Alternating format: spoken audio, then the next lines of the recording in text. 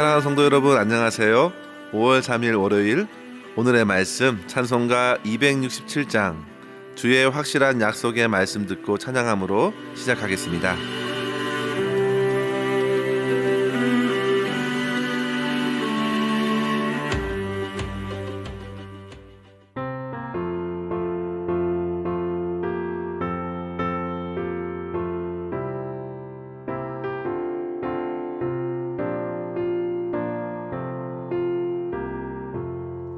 주의 확실한 약속의 말씀 듣고 주만 믿으면 구원을 얻으리라.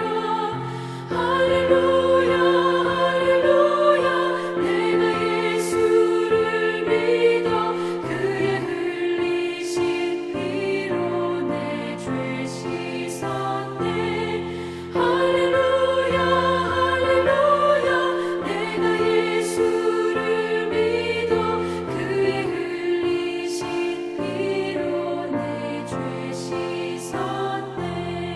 나의 갈 길이 험하고 위험하나 항상 예수의 도우심 믿고 가네. 할렐루야 할렐루야 내가 예수를 믿어 그의 흘리신 피로 내 죄 씻었네. 할렐루야 할렐루야 내가 예수를 믿어 그의 흘리신 피로 내 죄 씻었네. 주의 보좌에 천사들 둘러서서 우리 구주를 높이어 찬양하네. 할렐루야 할렐루야 내가 예수를 믿어 그의 흘리신 피로 내 죄 씻었네. 할렐루야 할렐루야 내가 예수를 믿어 그의 흘리신 피로 내 죄 씻었네.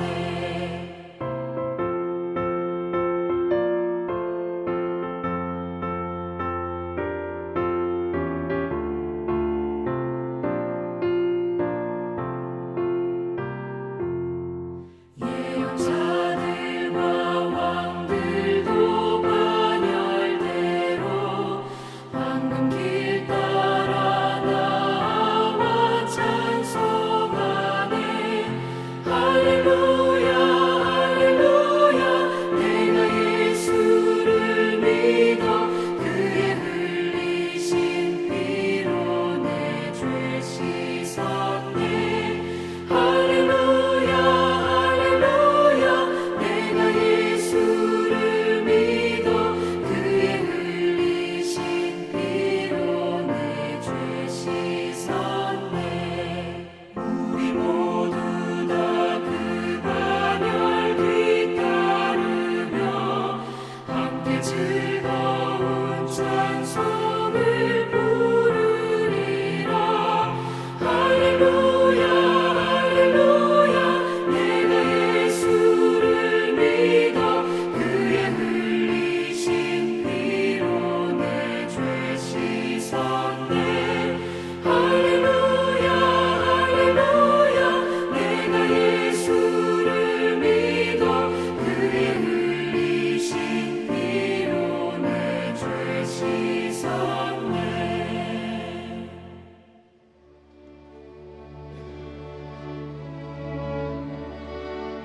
아멘. 오늘 나눌 말씀은 출애굽기 12장 29절에서 36절까지의 말씀입니다.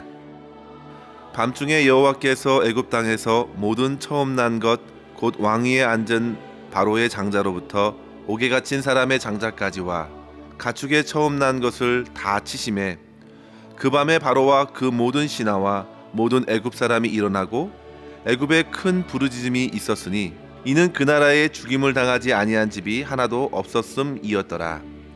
밤에 바로가 모세와 아론을 불러서 이르되 너희와 이스라엘 자손은 일어나 내 백성 가운데에서 떠나 너희의 말대로 가서 여호와를 섬기며 너희가 말한 대로 너희 양과 너희 소도 몰아가고 나를 위하여 축복하라 하며 애굽 사람들은 말하기를 우리가 다 죽은 자가 되도다 하고 그 백성을 재촉하여 그 땅에서 속히 내보내려 하므로 그 백성이 발교되지 못한 반죽 담은 그릇을 옷에 싸서 어깨에 매니라.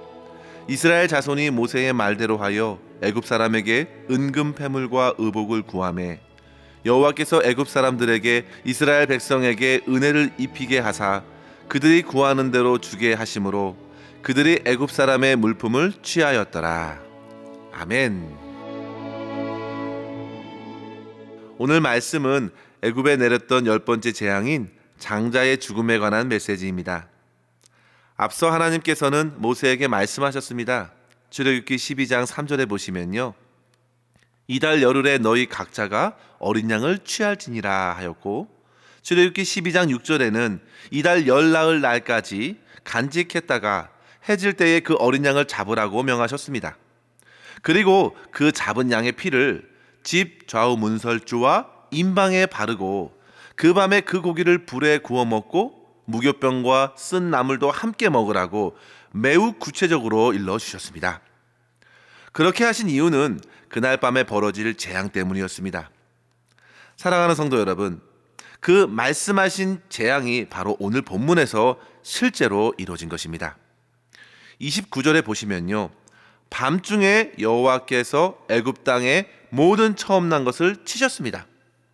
이러한 사건이 일어난 시간에 주목해 보십시오. 밤중에 벌어진 것입니다.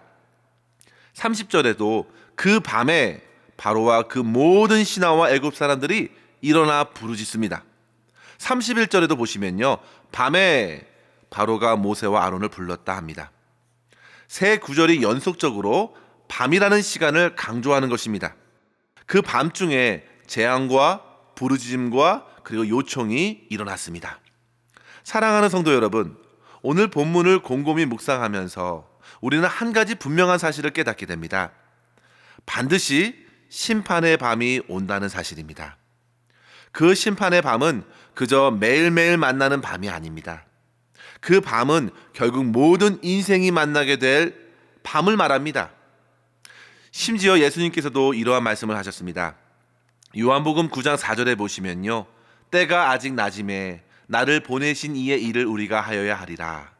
밤이 오리니 그때는 아무도 일할 수 없느니라. 주님께서 말씀하신 밤은 분명 종말의 밤입니다. 아무도 일할 수 없는 그때, 인생의 모든 행사를 하나님 앞에 펼쳐 놓아야 할 밤을 말하지요. 그날은 분명 본문에서 보여준 대로 죽음과 함께 맞이하게 될 것입니다. 이러한 애굽에 내려진 마지막 재앙을 통해서 오늘 저와 여러분에게 주시는 교훈 두 가지 정도로 생각했으면 좋겠습니다. 첫 번째로 성도 여러분, 끝까지 하나님을 대적하는 자들에게 반드시 죽음의 심판이 있다는 사실을 깨달아야겠습니다. 결국 애굽의 바로와 신하들은 모든 가정에서 일어난 장자의 죽음 앞에서 손을 들게 되었습니다. 이미 모든 장자의 죽음을 보고 나서야 후회해 본들 아무 소용이 없었습니다. 하나님께서는 애굽의 모든 장자, 가축의 모든 첫 새끼를 치심으로 하나님께 대적하는 그들의 교만을 심판하신 것입니다. 시편 105편 36절에 보시면요, 여호와께서 또 저희 땅의 모든 장자를 치시니 곧 저희 모든 기력이 시작이로다 라고 했습니다. 야곱도 그의 첫째 아들 르우벤에게 창세기 49장 3절에 말하길 너는 내 장자요 내 기력이 시작이라 했는데요. 이같이 하나님께서 첫째를 치신 것은 곧 그들의 모든 것을 치신 것과 마찬가지입니다. 애굽의 바로와 그의 사람들은 계속되는 하나님의 이적과 재앙 앞에서도 끝까지 자기의 뜻을 굽히지 않았습니다. 자기들의 술사를 통해서 비슷하게 이적을 나타내며 대항했고 계속되는 거짓과 회유를 통해 하나님께 예배하는 길을 가로막았습니다. 그러나 결국 장자의 죽음이 가져온 엄청난 고통에서 모든 것을 멈춰야만 했습니다. 이 재앙으로 애굽의 왕족까지도 영향을 받게 되었습니다. 당시 애굽의 바로는 아멘호텝 2세로서 끝까지 그가 10가지 재앙에 맞서다가 결국 그의 장자를 잃어버리죠. 이후에 서자가 왕이 되었으니 그 사람이 곧 트스모스 4세였습니다. 그의 비석에 보면 이렇게 나와 있어요. 자신은 서자로서 왕위에 오를 수 없었으나 그 꿈을 이루었다. 장자의 죽음으로 말미암아 왕이 되었음을 보여주는 것이죠. 또한 그 죽음은 왕궁뿐만 아니라 본문에 나온 대로 옥에 갇힌 사람의 장자까지 찾아갔으니 실로 재앙을 준비하지 않던 모든 애굽 사람들은 죽음을 보게 된 것입니다. 사랑하는 성도 여러분, 하나님을 대적하는 자의 끝이 결국 이와 같은 비참한 죽음입니다. 하나님을 인정하지 않고 예배하지 않는 인생의 끝이 모두 이러합니다. 사랑하는 성도 여러분, 우리는 본문의 장자의 죽음 앞에서 겸손히 자기 자신을 돌아보고 다가올 밤을 준비해야겠습니다. 분명 이스라엘 백성들은 하나님의 말씀을 붙들고 그 밤을 준비했습니다. 그들은 말씀대로 유월절의 양을 잡아 문의 좌우 설조와 임방에 그 피를 발랐습니다. 그들에겐 도저히 죽음의 사자를 맞이할 힘도 없고 의도 없었습니다. 오직 하나님의 말씀을 따라 순종하며 그 밤을 맞이할 뿐이었습니다. 성도 여러분, 이 유월절에 잡은 양은 곧 예수 그리스도를 예표하지요. 그 양의 피를 보고 죽음의 사자가 넘어간 것처럼 우리의 마음에 뿌려진 예수 그리스도께서 십자가에서 흘리신 그 대속의 피를 보고 죽음의 사자는 넘어갈 것이고 그 심판의 밤에 우리는 더욱 확실한 구원을 받게 될 줄 믿습니다. 이것이 바로 복음입니다. 하나님을 대적하는 자들에게는 영원한 심판이 주어지지만 주님의 말씀으로 십자가에 달리신 주의 보혈의 능력을 의지하는 성도들에게는 심판의 날이 곧 영원한 구원의 날임을 보여주는 것입니다. 성도 여러분, 하나님께서는 우리의 죽음 대신 자기의 독생자 예수 그리스도를 대신 내어주셨습니다. 예수님의 십자가의 고통은 그렇게 저와 여러분을 구원하기 위한 대속의 고통이었습니다. 이러한 은혜를 이 아침에 묵상하면서 주님께 진심으로 감사드리고 주님을 찬양함으로 주님 앞에 설날을 날마다 준비하며 살아갈 수 있기를 주님의 이름으로 간절히 축원합니다. 두 번째로 성도 여러분, 심판의 날 하나님의 백성이 누릴 회복과 기쁨을 바라보시고 오늘을 하나님을 예배하는 날로 살아가십시오. 31절에 보시면요, 결국 그 밤에 바로는 모세와 아론을 불러 말합니다. 너희와 이스라엘 자손은 일어나 내 백성 가운데서 떠나 너희의 말대로 가서 여호와를 섬기라. 바로는 드디어 하나님을 예배하도록 허락합니다. 이것이 바로 하나님의 승리입니다. 성도 여러분, 세상의 심판의 날 주의 백성들에게는 구원의 날이고 참된 예배를 드리는 날이 됩니다. 하나님의 심판과 하나님의 구원은 그렇게 동시에 나타날 것입니다. 바로의 말에 이어 애굽 사람들도 33절에서 이렇게 말합니다. 우리도 다 죽은 자가 되도다. 그러면서 이스라엘 백성들을 재촉하여 내보내려 합니다. 그런데 이때에 이스라엘 자손들이 애굽 사람들에게 은금과 의복을 요청하자 애굽 사람들은 그들의 구하는 대로 주게 되었는데요. 이것은 곧 하나님께서 출애굽기 11장 3절에 하신 말씀 그대로 그들로 하여금 은혜를 입게 하신 것이죠. 그만큼 애굽 사람들은 이스라엘 백성들을 두려워하였고 그들의 요청대로 주고 보내길 원했음을 알게 됩니다. 하나님의 놀라운 역사 앞에 세상은 하나님의 백성들까지 두려워합니다. 이는 마치 전쟁에서 승리자가 패전국의 전리품을 취하듯이 이스라엘 백성들은 하나님께서 허락하시는 승리자가 되어 마땅히 얻을 것을 취하여 애굽을 나오게 된 것입니다. 성도 여러분, 그들이 출애굽기 1장에서 2장에서 겪었던 고통을 생각해 보십시오. 노예처럼 그들은 애굽의 억압과 학대에 시달려야 했습니다. 그러나 하나님께서는 자기 백성들을 회복시키셨습니다. 이제는 노예가 아니라 자유자로 세워주셨습니다. 패자가 아니라 승리자의 영광을 입혀주셨습니다. 사랑하는 성도 여러분, 그날이 바로 우리의 마지막 날이 되기를 소망합니다. 지금 우리는 비록 연약하고 세상에서 없는 자 같고 무력한 자 같으나 결코 그렇지 않습니다. 우리는 모두 주 안에서 모든 것을 가진 자입니다. 주 안에서 결국 모든 것이 온전히 회복될 것입니다. 주 안에서 감격적인 승리가 주어질 것입니다. 따라서 성도 여러분, 결코 세상과 타협하지 말고 항상 우리 주님을 바라보고 주님의 나라에 허락하시는 구원과 회복 그리고 승리를 바라보며 오늘을 주님을 예배하며 살아가야 되겠습니다. 무엇보다 성도 여러분, 우리의 삶의 모든 처음을 주님께 돌리십시오. 주님을 나의 가장 우선순위로 삼는 것입니다. 하루의 첫 시간에 주님을 생각하십시오. 소득의 첫 열매를 주님께 드리고 주님을 내 삶의 주인으로 인정할 수 있기를 바랍니다. 그것이 바로 예배입니다. 하나님께서 애굽의 첫 것을 주신 것은 삶의 첫 것이 하나님이라는 사실을 가르쳐주기 위함입니다. 하나님께서는 말씀만 하지 않으시고 자기 독생자를 내어주심으로 주님을 향한 아름다운 사랑과 헌신을 담은 예배를 몸소 보여주셨습니다. 저와 여러분 또한 먼저 주님의 나라와 주님의 의를 구하며 하나님을 예배하고 세상을 주님의 사랑으로 축복하는 주님의 백성으로 오늘을 기쁘게 살아갈 수 있기를 주님의 이름으로 간절히 축원합니다.